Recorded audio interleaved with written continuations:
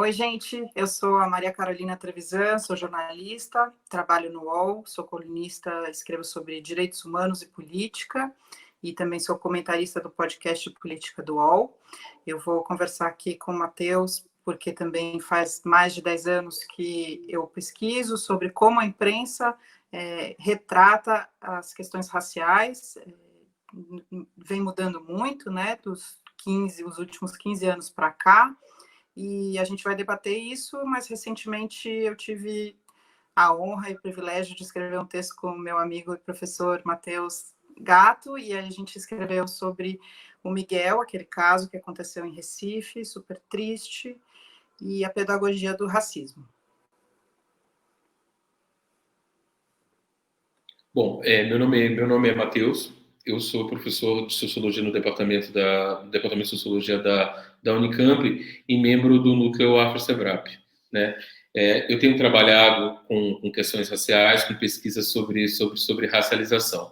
Uma coisa que chamou a minha atenção, e a atenção da Carol, no caso do Miguel, em primeiro lugar, é a possibilidade de se discutir o que é o racismo na infância. Ou seja, quais são as pressões e quais são os mecanismos específicos que cercam a vida de uma criança negra, né? A gente tem sempre na cabeça aquela ideia do livro da Neuza Santos, quer dizer, sobre o tornar-se negro. Então, como é que é o aprendizado dessa posição social? Então, por um lado, a situação do Miguel chamava a nossa atenção para o que é essa publicidade do racismo hoje na mídia, ou seja, por que o caso George Floyd consegue catalisar, digamos assim, a globalização dos repertórios antirracistas no mundo inteiro. Então, a gente escuta Vidas Negras Importam aqui também, I Can't Breathe aqui também. Então, você tem, de um lado, essa possibilidade de globalização dos repertórios antirracistas, e do outro você tinha, na verdade, o racismo sendo colocado em cena na vida de uma criança negra. Então, uma das coisas que chamou a minha atenção, e da Carol também, depois a Carol vai falar um pouquinho mais sobre como é que a imprensa tem divulgado esses diversos casos, e qual é o olhar, quais são as palavras ditas e quais são as palavras não ditas, mas uma coisa que tem chamado a nossa atenção que chamou a nossa atenção sobre esse caso era a primeira relação daquelas pessoas com a cidadania. A gente olhava para aquele apartamento de luxo e, de repente, ninguém era cidadão. Ou seja, a gente parecia que estava entrando num texto importante do geógrafo Milton Santos, que chama-se Cidadanias Mutiladas. Quer dizer, ali era o espaço das cidadanias mutiladas. Em primeiro lugar, a gente tinha uma família, né, uma família negra, família da Mitz, da mãe, que é a mãe do Miguel, trabalhando em plena Covid-19, né, em pleno surto do coronavírus, num apartamento, o que já por si, já desrespeitando as regras de isolamento social, ou seja, as obrigações de cuidado, de deferência, de trabalho ali que estavam naquela relação, eram relações deletérias do ponto de vista da vida das pessoas. Depois vimos a saber que o salário da Mirtz era um salário também que provinha de fundos da prefeitura aonde o patrão da casa trabalhava, o município ali perto. A mãe dela também, os 3 funcionários dele. Os 3 funcionários também. Então, quer dizer, a gente lidava com uma casa, ou com uma situação de relações sociais onde as pessoas são próximas e profundamente desiguais. Então, por isso, para a gente, esse caso ele parecia um caso exemplar daquilo que na nossa literatura sobre racismo é chamado de racismo brasileiro, das especificidades do racismo brasileiro, onde a proximidade social e, por vezes, até intimidade, porque já trabalhavam juntos há quatro anos, pode não significar muita coisa em termos do acesso das pessoas a direitos. Então, eram pessoas próximas e desiguais. Uhum. E, Matheus, é interessante também porque, como a gente vem vendo o avanço da cobertura da imprensa aqui no Brasil sobre esses casos, né? Há 15 anos atrás, quando se começou a retratar a questão racial fora das páginas policiais, em que os negros eram retratados como os agressores, foi a partir do momento em que houve as cotas raciais. E mesmo assim, havia uma dificuldade da imprensa abordar esse tema. Era visto, sempre tinha aquela questão da meritocracia, e nos espaços de opinião dos principais jornais do Brasil eram contra as cotas. A primeira pessoa que escreveu sobre isso de uma maneira diferente foi a jornalista Miriam Leitão. E a partir daí ela começou a se aprofundar cada vez mais. E aí ela veio a Flávia de Oliveira com ela, que hoje em dia está na Globo News, né, que é uma mulher negra super atuante, e uma das primeiras que começou a aparecer na televisão como jornalista. De lá para cá, o que eu notei nas pesquisas que eu fiz foi que há espaços de silêncio. E esses espaços de silêncio são parte do nosso racismo, com essas especificidades brasileiras que a gente tem falado, né? Então, não se fala dessa dimensão que a gente comentou no texto do Miguel com clareza.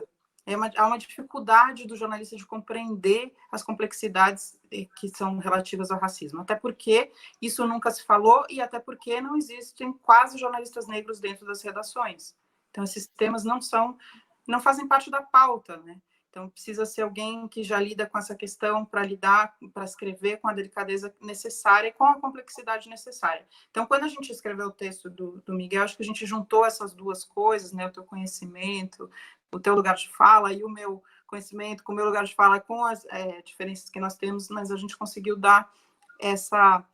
mostrar essa dimensão do racismo com a delicadeza necessária para que as pessoas conseguissem ler também e pudessem refletir sobre o que é parte da nossa sociedade, do nosso cotidiano, né? Esse ponto que você está tocando é muito importante, quer dizer, essa relação entre a imprensa e o racismo. Pensando o caso da criança negra, o que a gente nota, mesmo a gente pega a história do século XX inteiro, né? O que a gente nota é que a imprensa narrou a história do moleque, a história do pivete, a história do menor infrator, a história do menor abandonado.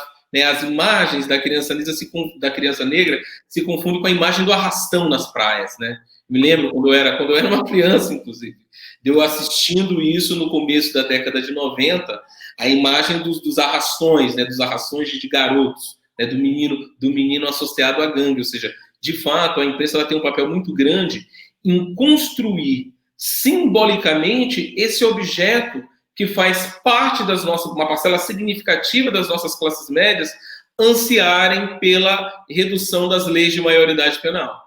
Porque a realidade filmada é essa, é a do menor abandonado, é a do menor infrator, é a do moleque, é a do pivete. Não sei se esse termo ainda é utilizado, mas esse termo pivete, como construção social, como estereótipo, é o que povoou, quer dizer, o imaginário das classes médias e das elites brasileiras. Então, quando a gente pensa esse anseio pela redução das leis de maioridade penal, a gente tem que se refalar de uma realidade, inclusive televisiva, imagética, que criou essa figura, né? Então, o caso do Miguel, ele soava para a gente assim emblemático, como essa oportunidade de lidar com isso de uma outra maneira. Então, o que a gente estava chamando ali de pedagogia do racismo tem a ver com as diversas maneiras com que uma pessoa negra tem que lidar com o aprendizado de sua posição social. E como esse é um processo bastante ambivalente, bastante inconsciente até, e bastante presente. Então, a gente destacava muito no nosso texto uma citação bem bonita do James Baldwin, que é um grande escritor afro-americano, num livro que ele escreveu dedicando o livro ao sobrinho. É uma outra criança, uma criança negra dos anos 60, como um presente a esse sobrinho, aonde ele falava que por trás dos castigos dos pais, por trás dos conselhos dos pais, ele percebia que se instaurava ali uma outra ordem, que era a ordem racial. Então, essa agonia, esse desespero, digamos assim, dessas famílias, no nosso caso brasileiro, de famílias negras e mestiças, de, ao ter que explicar para uma criança o que são os perigos do mundo, o que são os perigos da vida, ter que dar o limite. E nesse limite também se tece aí o limite do racismo. Independente se a família discute sobre isso, independente, não é uma questão propriamente de consciência racial, no sentido que a gente vê os movimentos negros trabalhando, né? É uma questão disso, quer dizer, meu filho, você não pode entrar correndo num shopping, cuidado com as roupas, não reaja à polícia, não fale alto, não se comporte como suspeito, imagine, isso é uma loucura, não se comporte como suspeito, ou seja, todo esse conjunto de tensões, que permeia esse lugar social, né? Que uma das coisas mais bonitas, né, Carol, que eu vi nos comentários ao nosso texto, os comentários que surgiram nas redes sociais, eram das pessoas se identificando com isso, né? Falando dos filhos de pessoas que foram filhos de empregados domésticos e que mandaram relatos para a gente falando assim, olha, de fato, a minha mãe falava tudo isso para mim, mas eu não entendia que ela estava que aquilo era proteção. Eu entendia que era cerceamento, ou seja, porque é uma proteção ambígua, é uma proteção que também, de uma certa maneira, duplica um pouco a força simbólica do racismo na constituição da subjetividade. Né? Isso faz parte mesmo da construção do que é ser um indivíduo negro no Brasil, e é muito difícil falar disso, porque a literatura chapou isso como embranquecimento. Um dos modos pelos quais a literatura consegue falar desse aprendizado da posição social, né, que implica, às vezes, por exemplo, boa aparência, e aí boa aparência pode significar alisar o cabelo, por exemplo, né? Foi colocar em cena, colocar muito bem feito, colocar a questão do embranquecimento cultural, do embranquecimento social. Eu acho que o embranquecimento cultural é uma coisa que, de fato, perpassa a pedagogia do racismo, perpassa o aprendizado social, mas eu acho que tem uma linha tênue, uma linha mais fina, que não implica a vontade subjetiva necessariamente de ser branco, mas que implica, sim, uma disposições aprendidas de proteção, né? E não está só no Brasil. Eu acho que a Carol viu aquelas imagens, né, que eu achei muito interessante, Carol. Se eu já tivesse visto isso antes, a gente já teria colocado no texto, que é assim, que é a imagem dos policiais negros nos protestos nos Estados Unidos. Então, você percebe a tensão no corpo dele, porque muitos deles, inclusive, falando, aí que bem baixinho, tem câmera, porque as câmeras pegaram isso, né, dos policiais no protesto, ou seja, impedindo os manifestantes, cumprindo o dever da ordem, mas, por outro lado, e o fato de serem policiais, e o fato de terem uma profissão, de serem pessoas honradas, é a tentativa de sair do que significa o racismo, de sair do que significa a marginalização social, sair do lugar de negro nesse sentido, mas ali vivendo a tensão entre o que significou toda uma vida que procurou sair daquele lugar do negro, do gueto, e ao mesmo tempo se identificar com o que está acontecendo na manifestação. Então, falar de pedagogia do racismo, mais interessante do que capturar o embranquecimento, é capturar esse conjunto de ambivalências que perpassam essa posição social e essa disposição social. Eu acho que isso é presente no Brasil, acho que isso é presente nos Estados Unidos, e as imagens agora estão mostrando isso para a gente de um modo muito interessante, né, Carol? E aí, à medida que a gente ia fazendo o texto, né, e o Matheus falava, então, porque o Miguel teve que aprender a ser negro, só que ele não teve tempo de aprender a ser negro, porque ele era muito pequeno, ele era uma criança, né? E aí, voltando um pouco sobre o que você estava falando da cobertura da imprensa, quando usava esses termos, né, trombadinha, pivete, esses termos, imagina como foi a cobertura do massacre da Candelária. Exato. Se você resgatar, você vai ver essas palavras sendo usadas. Hoje em dia, eu dou aula, né, para jovens jornalistas, sobre como fazer cobertura de direitos humanos, e aí a minha tentativa é sempre no sentido de nunca usar a palavra menor, porque só o fato de você usar a palavra menor já criminaliza aquele adolescente se ele tiver uma situação de conflito com a lei. Né? Então, isso é, assim, a imprensa ainda precisa muito, mas aí, puxado pelos protestos nos Estados Unidos, a gente está vendo como poderia ser feito aqui no Brasil. As capas da Time são muito fortes e muito bonitas, ao mesmo tempo em que a gente está falando de uma coisa muito triste, né, que é a violência racial pela polícia, né, que tem aqui no Brasil também. Então, uma coisa que esse texto mostra também, Matheus, é como é que a gente vai fazer as pessoas pensarem sobre isso sem ser por meio da dureza, precisa ser pela beleza. E aí que eu acho que tem essa empatia. As pessoas olham para aquilo e falam, também tenho filho. Eu também, se fosse o meu filho, como é que seria? Como seria grave esse racismo que as crianças negras têm que aprender a lidar desde que nascem, né? Como é que seria para mim, mesmo sendo uma pessoa branca e tal? E acho que nesse momento, nesse contexto, aí você me disse se de fato isso está acontecendo, mas pelo que a gente vem observando, os movimentos antirracistas agora estão muito mais com presenças de não negros do que antes, né? Acho que nos Estados Unidos está sendo muito mostrado pela televisão também, e fica constrangedor você não fazer parte disso, não entender como o racismo é prejudicial, é letal. E aqui no Brasil é a mesma coisa. E aí se falou, como nunca se falou na imprensa, sobre o mito da democracia racial, por exemplo, que aqui nunca existiu, que isso foi algo que foi montado, né, pelas elites e pelo poder. Enfim, acho que a gente estava vivendo um momento histórico nesse sentido, e eu vejo assim os movimentos negros e como a gente está ocupando esses espaços de uma maneira positiva. Aqui no Brasil também, apesar da pandemia, que é difícil, né, lidar com essas duas coisas ao mesmo tempo, mas os protestos estão mostrando isso e as pessoas estão se posicionando. Muita gente me perguntou, mas, Carol, eu posso falar alguma coisa? Pessoas brancas. Eu falo, deve falar alguma coisa, né? Como diz a própria Angela Davis, né? Quem não pode, não basta não ser racista, tem que ser antirracista, né? Ou como disse a Patrícia Hill Collins, que eu tive o prazer de entrevistar quando esteve aqui no Brasil, né? A liberdade do povo negro é a liberdade de todos nós. Então, assim, vamos todos enfrentar o racismo, né? Cada um do seu lugar, mas não existe restrição para isso, né? Engraçado.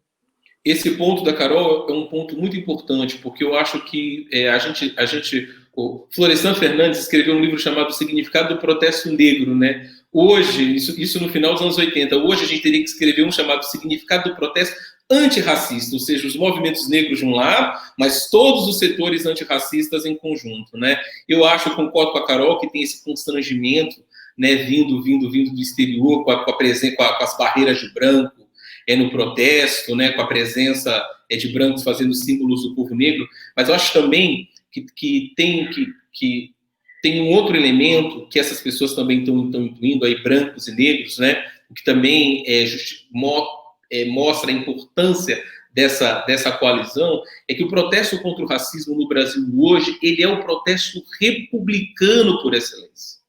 Ou seja, no Brasil que a gente está vivendo hoje, com o governo que a gente está vivendo hoje, quer dizer, o protesto contra o racismo, ele é um protesto que ele tem o potencial de reconstruir a República. Por quê? Porque não é apelando à boa consciência que a gente vai tirar, usando a metáfora do Floyd, o joelho fardado de cima do pescoço das nossas crianças. É no Congresso, é no Parlamento. Ou seja, que os protestos antirracistas no Brasil agora, eles precisam se conectar diretamente com a viabilidade das candidaturas negras no Congresso e no Parlamento, e tem que se conectar com o debate sobre a revisão da lei de cotas em 2022. Eu acho que o que as pessoas que estão no protesto estão percebendo é que, do ponto de vista, quando você olha para a República Brasileira, para a democracia brasileira, do ponto de vista da violência racial, do ponto de vista do combate ao racismo, a gente consegue traçar uma estratégia de reconstrução, de retomada da República, das instituições republicanas. E parecem estarem completamente confiscadas.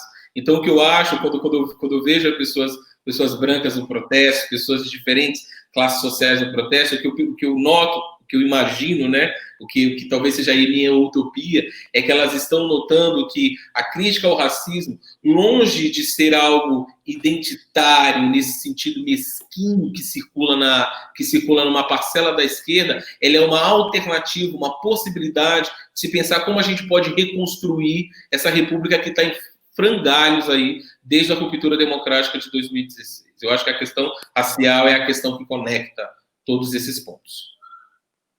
só queria dizer que é um prazer muito grande poder falar sobre isso. É um tema que a gente não pode deixar de ter sempre reflexão sobre. Eu me sinto uma pessoa muito privilegiada de poder conversar sobre isso com essas pessoas que são tão importantes, que estão estudando esse tema sempre, e estou à disposição, assim, acho que a gente deveria, inclusive, poder conversar sobre isso mais para os alunos de jornalismo e falar dessa cobertura específica, porque senão fica se reproduzindo coisas como, para fazer cobertura de, por exemplo, tráfico de drogas, a imprensa coloca assim, então, exército faz cerco contra a Rocinha, e como se a favela fosse um lugar cheio de criminosos, né? Então, ainda hoje, a gente tem muitos desafios na imprensa que precisam ser ultrapassados. Então, eu gostaria de agradecer, me desculpar, porque tocou o telefone e aí teve esse problema, mas vocês ficaram aí com o meu colega e meu amigo Matheus, que sabe falar tão lindamente sobre esses temas. Muito obrigada. Bom, eu queria finalizar também dizendo para mim que foi uma oportunidade muito grande escrever com a Carol. Quero ter mais oportunidade de escrever e de trabalhar com ela. E queria deixar também essa mensagem, quer dizer, do lugar estratégico do protesto contra o racismo no Brasil contemporâneo. Eu acho que começou a circular, inclusive no campo, sobretudo no campo progressista, uma ideia mesquinha do identitário, uma ideia que não entende uma perspectiva que não entende que, às vezes, a gente consegue articular diversos problemas olhando a sociedade a partir de um ângulo muito particular, né? E não consegue compreender que, muitas vezes, quer dizer, os movimentos sociais estão reivindicando direitos que são o protesto contra a morte do George Floyd, o protesto que a gente faz em relação ao Miguel aqui é o protesto pelo direito à vida. Mas parece que quando a luta pelo direito à vida está na boca da travesti, a luta pelo direito à vida está na boca das feministas que estão contestando o feminicídio, a luta pelo direito à vida está na boca da juventude negra, aí é identitário nesse sentido do menor, nesse sentido do particular. Eu acredito mesmo que o protesto contra o racismo no Brasil hoje, ele é o protesto republicano por excelência. Porque do nosso ponto de vista, do ponto de vista da gente negra brasileira, o Congresso é importante. A gente não pode cair na ideia de que tudo é corrupção, não. O Congresso é importante, as leis são importantes, o parlamento é importante, ter uma representação política que funcione é importante, ou seja, do nosso ponto de vista, a república é central. É central. E eu acho que as pessoas de diversas origens sociais, que compreenderem que estão no protesto contra o racismo nas ruas do Brasil, compreenderam isso, que talvez ali esteja uma alternativa para discutir e para repensar a reconstrução da República Brasileira, né? Para que a nossa República não seja aí sucateada, quer dizer, num projeto mesquinho e autoritário de povo armado, de milícia, né? Então, acho que esse é o significado do protesto antirracista no Brasil hoje, por isso que, para mim, é um prazer enorme ter a chance de conversar isso aqui com vocês. Muito obrigado.